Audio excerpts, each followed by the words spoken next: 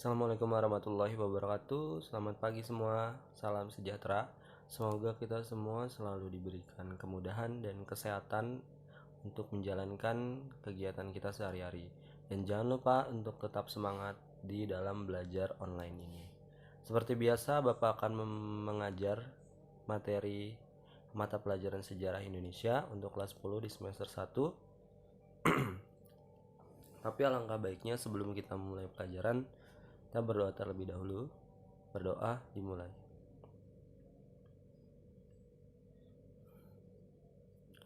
Amin.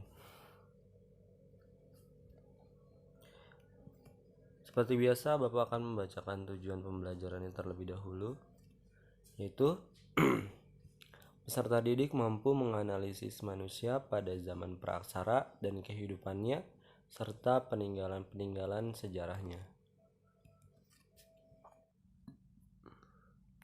Oke, hari ini kita akan membahas hasil dan nilai kebudayaan masa praaksara. Hasil dan nilai kebudayaan masa praaksara ini dibagi menjadi 3 subbab. Yang pertama ada penemuan teknologi sederhana, yang kedua ada sistem kepercayaan, dan yang terakhir ada nilai kebudayaan masa praaksara. Untuk hari ini kita akan membahas penemuan teknologi sederhana, yaitu yang pertama ada penemuan api, kedua peralatan batu dan tulang, ketiga ada teknik pembuatan alat-alat batu, keempat ada pembuatan tempat tinggal, dan yang terakhir ada pengelolaan logam. Kita langsung saja pada pembahasan yang pertama, yaitu penemuan api. Beberapa peneliti memperkirakan penemuan api terjadi pada periode kehidupan manusia purba, yaitu pada jenis Homo erectus. Mereka menggunakan api untuk mengelola makanan, menghangatkan badan, menerangi ruangan, dan mengusir binatang-binatang buas. Pada awalnya, pembuatan api dilakukan dengan cara membenturkan batu dan api dan menggosok-gosokkan kayu. Percikan api yang dihasilkan diarahkan pada dedaunan kering, kemudian diperbesar dengan menambahkan kayu bakar. Seperti yang kita ketahui sebelumnya, untuk membuat api pada awalnya itu menggosokkan kayu ke arah batu, sehingga gesekan tersebut menghasilkan api makin besar, kemudian ditambahkan dengan beberapa kayu, sehingga api tersebut mulai besar dan dapat digunakan. Kemudian ada masa pada bercocok tanam manusia menggunakan api untuk membuka hutan. Mereka menebang pepohonan yang berukuran besar lalu membakarnya agar lahan menjadi bersih dan mudah ditanami. Ini dilakukan pada zaman dahulu. Kenapa dilakukan? Agar beberapa lahan yang sangat luas tersebut bisa digunakan, yaitu untuk bercocok tanam, untuk tempat tinggal mereka gitu. Bukan berarti setelah membakar pepohonan yang ada di hutan terus hanya dijadikan lahan. Itu tidak. Jadi pembakaran hutan tersebut, pembakaran pepohonan ini hanya untuk tempat tinggal mereka, dan mereka pun membuat lahan pertanian sendiri, sehingga mereka tidak hanya mengandalkan perburuan, tetapi mereka bisa mengandalkan dari sistem pertanian, tanaman, dan lain sebagainya. Berikut contoh gambar dari manusia purba pada zaman, yaitu pada masa bercocok tanam dan beternak gitu. Jadi dia sudah mulai menemukan api dengan cara yang tadi, yaitu menggosokkan kayu ke arah bebatuan, sehingga timbullah api yang dapat digunakan. Oke, selanjutnya ada peralatan dari batu dan tulang. Kebudayaan yang mengembangkan peralatan dari batu dan tulang di Indonesia terbagi menjadi 2, yaitu budaya Pacitan dan budaya Ngandong. Untuk budaya Pacitan sendiri yaitu kebudayaan Pacitan identik dengan alat-alat bantu berupa kapak perimbas atau cuper. Tempat penemuan tradisi kapak perimbas antara lain yaitu Pacitan, Jawa Timur, Lahat, Sumatera Selatan, Awang Bangkal, Kalimantan Selatan, Sukabumi, Jawa Barat, dan Gombong, serta di daerah Jawa Tengah. Itu untuk kebudayaan Pacitan, itu berupa kapak perimbas ya. Contohnya berikut ini, contoh dari kapak perimbas yaitu kebudayaan Pacitan. Kemudian ada kebudayaan Ngandong. Ini berikut contohnya ya. Kebudayaan Ngandong identik dengan peralatan yang terbuat dari tulang, tanduk, dan duri ikan. Oleh karena itu, kebudayaan Ngandong disebut dengan kebudayaan tulang. Ya, kalian bisa membedakan antara kebudayaan Pacitan dan kebudayaan Ngandong. Gitu. Kalau kebudayaan Pacitan itu berupa kapak perimbas, sedangkan kebudayaan Ngandong itu berupa olahan dari tulang gitu. Jadi tulang tersebut bisa berupa tulang, tanduk, dan duri ikan. Tuh, ya. Kemudian yang ketiga ada teknik pembuatan alat batu. Nah, ini ada beberapa tekniknya. Teknik pembuatan alat-alat batu yang digunakan pada masa praksara yaitu teknik pemangkasan, teknik Levallois, dan teknik upam. Mari kita bahas untuk tiga teknik ini. Teknik pemangkasan dilakukan dengan cara memangkas batu menggunakan martil batu untuk memperoleh bentuk permukaan yang tajam dan bagian pegangan. Itu jadi pada masa bercocok tanam ini mereka sudah mulai mengolah otak mereka, yaitu yang tadinya kapak jenis-jenis peralatan yang masih kasar, kemudian mereka haluskan dan mereka mulai berpikir bagaimana cara penggunaan dari alat-alat tersebut. Kemudian ada teknik Levallois, adalah teknik pembuatan alat serpi batu yang menghasilkan dataran pukul berfaset atau berbidang-bidang. Di Indonesia, penggunaan teknik Levallois ini ditemukan pada peninggalan alat-alat serpi dari kebudayaan Pacitan. Sedangkan yang terakhir ada teknik upam.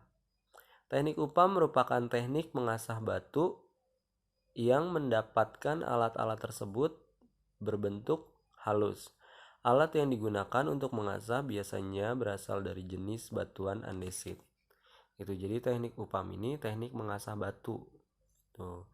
Dari tiga teknik ini dapat kita simpulkan kalau teknik pemangkasan yaitu memangkas batu menggunakan martil, sedangkan teknik Levallois yaitu teknik pembuatan alat serpi batu yang menghasilkan dataran pukulan berfaset atau yang berbidang-bidang.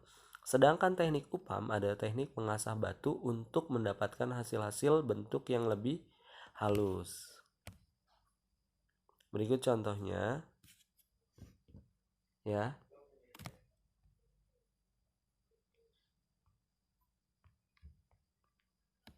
Contoh dari ketiga teknik ini.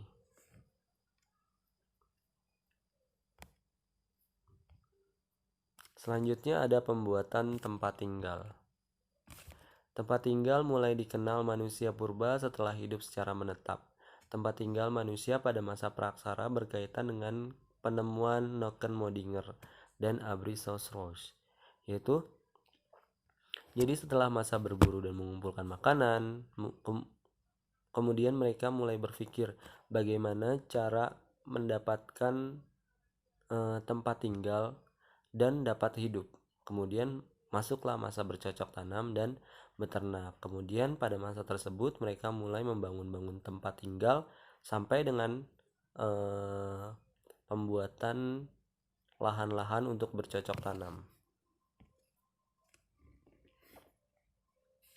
Ya, yang pertama tadi ada Kejoken Modinger, yaitu berasal dari bahasa Denmark yang berarti sampah-sampah dapur. Joken Modinger ini merupakan timbunan atau tumpukan fosil kulit kerang dan seafood yang menggunung. Berbagai peninggalan manusia purba ditemukan di sekitar Joken Modinger, seperti kapak genggam dari zaman Paleolitikum. Jadi Joken Modinger ini berasal dari tumpukan sampah, yaitu berupa kulit kerang dan seafood yang menggunung. Itu. Kemudian yang kedua ada Abri Sausros ya. Bisa kalian lihat contohnya di sebelah sini. Ini contohnya.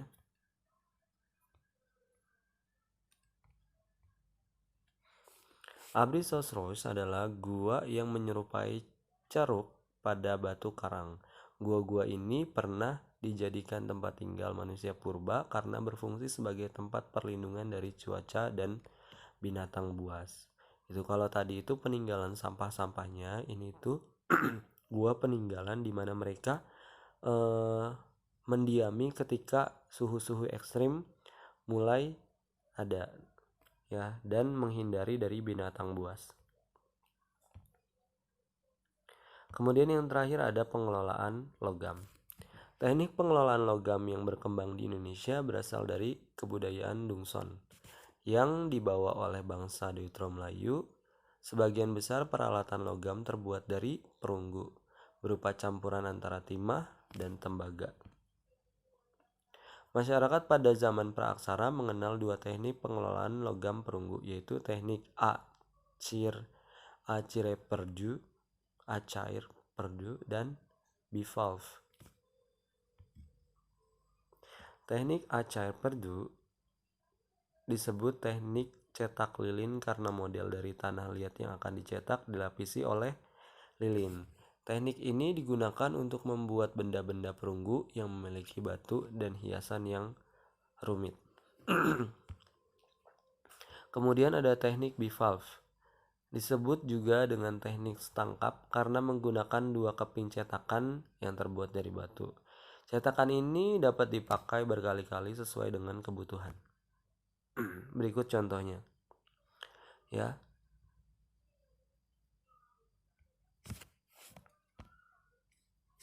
Oke, kita sampai pada kesimpulannya. Ya, kesimpulannya adalah manusia pada masa praksara mereka semakin mulai berpikir bagaimana cara bertahan hidup. Yaitu tadi kita telah membahas hasil dan nilai kebudayaan masa praksara. Yang kita bahas adalah penemuan teknologi sederhananya. Yaitu tadi kita sudah membahas tentang penemuan api, peralatan batu dan tulang, teknik pembuatan alat-alat batu, pembuatan tempat tinggal, serta pengelolaan logam. Itu saja untuk kesimpulannya. Kemudian untuk tugasnya, tuliskan dan jelaskan teknik pembuatan alat batu berdasarkan penjelasan yang ada di dalam video, berdasarkan penjelasan yang telah Bapak jelaskan. Kemudian seperti biasa kalian tulis di buku, kemudian kirim melalui Google Classroom Sejarah Indonesia yang telah Bapak sediakan. Terima kasih atas perhatiannya, kurang lebihnya mohon maaf. Wassalamualaikum warahmatullahi wabarakatuh.